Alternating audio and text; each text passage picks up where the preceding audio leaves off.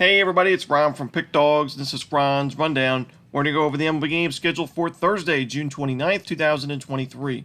Now, if you like what you see, make sure to give this video a big thumbs up and subscribe to our channel. Don't forget to put your baseball picks in the comments section below. And if you're looking for my best bets, including my $19 rundown best bet, you can find those at the Premium Picks tab at pickdawgz.com. Alrighty, let's get into it. Here are the games for Thursday in Major League Baseball. First up, it's the San Diego Padres taking on the Pittsburgh Pirates. This one's going to be a 12:35 Eastern start time. We're going to see Joe Musgrove and Luis Ortiz on the mound in this one. Now, I mentioned that there are some pretty severe regression concerns in Luis Ortiz's game. He's got a solid ERA at 3.74, but the expected ERA is almost double that. And I do think, although the Padres have not been great against right-handed pitchers overall this year, I do expect them to get to Ortiz in this game. And Joe Musgrove's in good form going into the start. Overall this season, a 3.88 ERA. His numbers on the road, even better, 3.13 ERA and 23 innings of work. I like the fact that he's been able to get outs even without missing bats and earning strikeouts, like we saw in that game against the Tampa Bay Rays.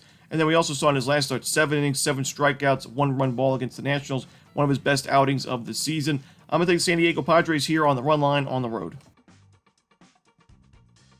Next up, we see the Detroit Tigers taking on the Texas Rangers. Reese Olson and John Gray are your starters.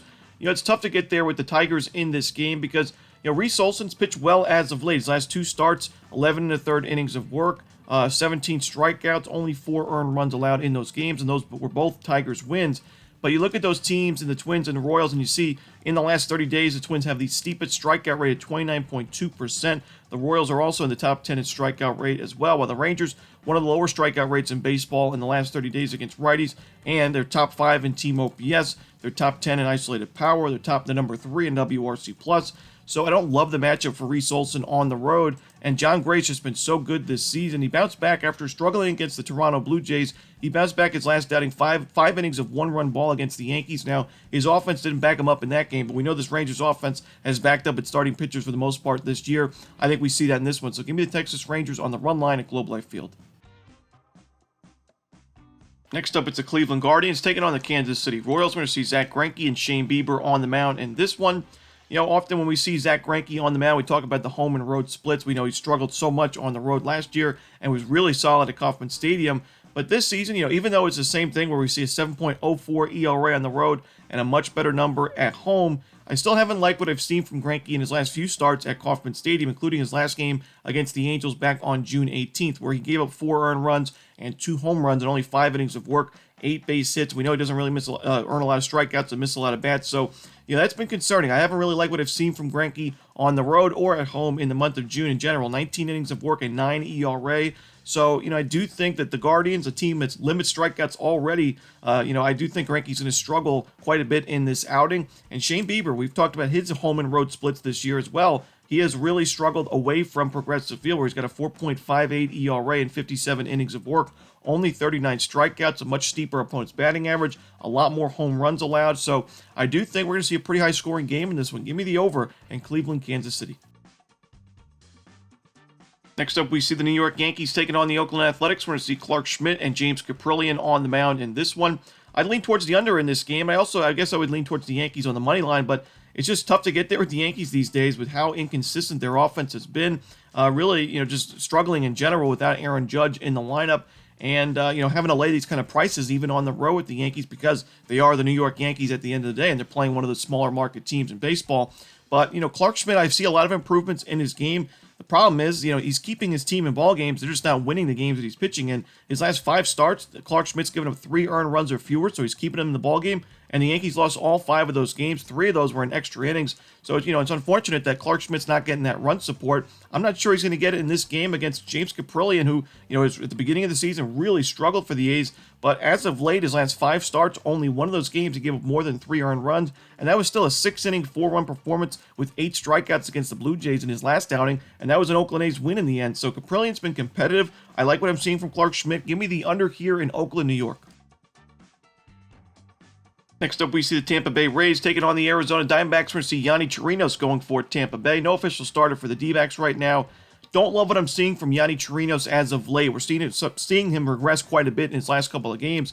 Against the Padres, 4 2/3 innings, 6 base hits, 5 total runs, 3 of those were earned. Some of that was the defense's fault, but in his last start against the Royals, 5 1/3 innings against one of the worst teams in baseball, Chirinos gives up 8 earned runs and 9 base hits with 2 homers to go with it in the 9-4 loss for Tampa Bay. The Rays have lost each of the last 3 games that Chirinos has pitched in, 2 of those 3 against the Royals and the Athletics, so there's just no way I can trust him in this game on the road against one of the tougher teams in baseball right now. Give me Arizona on the money line. Next up, we see the Chicago White Sox taking on the Los Angeles Angels. Lance Lynn and Patrick Sandoval are your starters.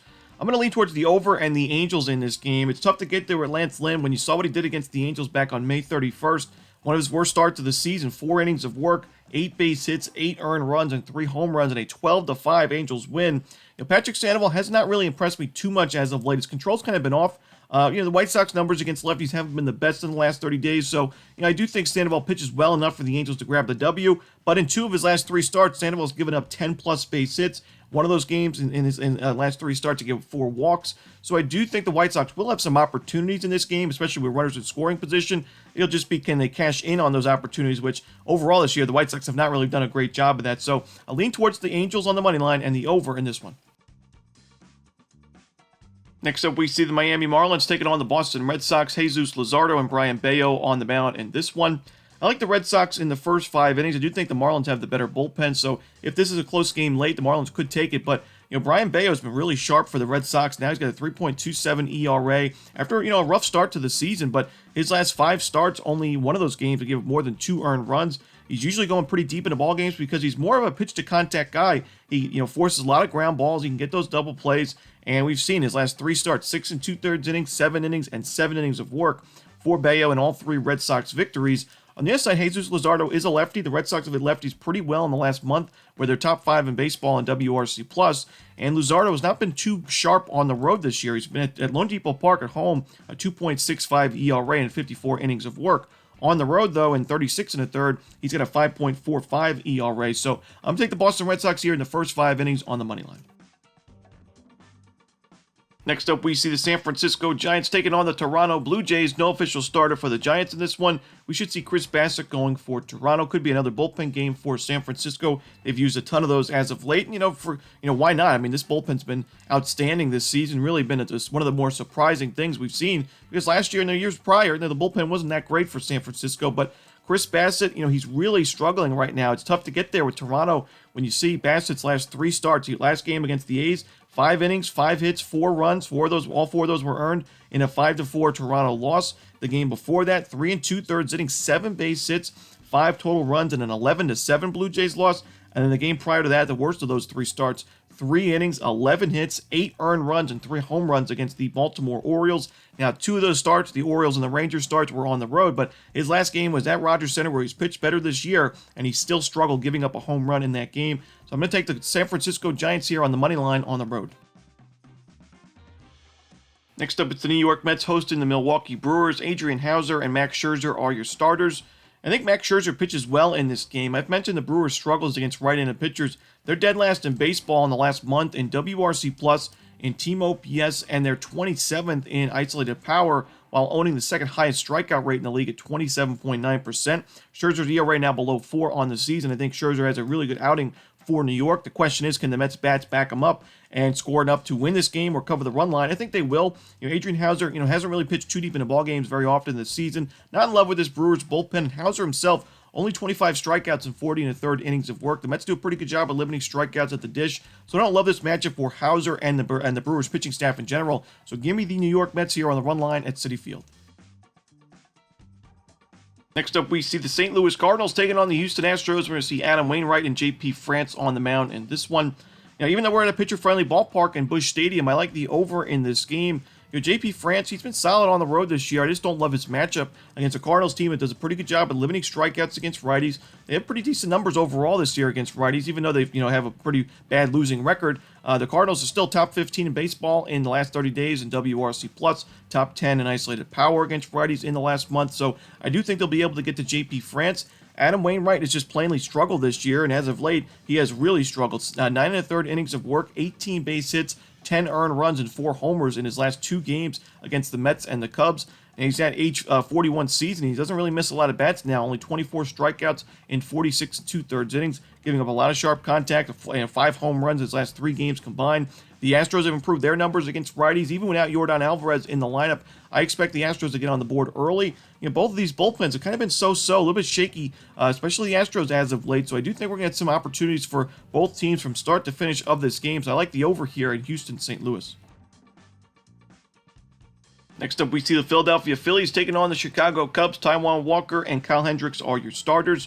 This is a really tough game for me, and I think overall, Thursday's card in Major League Baseball, I don't see a lot of value on the board. I think it's a pretty tough card, so I'll be treading lightly, personally, but in this game, I'm leaning towards the Cubs as a home team. Taijuan Walker's numbers in his home and road splits, he's got a 2.13 ERA at Citizens Bank Park this season in 38 innings of work. On the road, though, a 5.76 ERA. That's really where Taijuan Walker has struggled the most, has been away from home.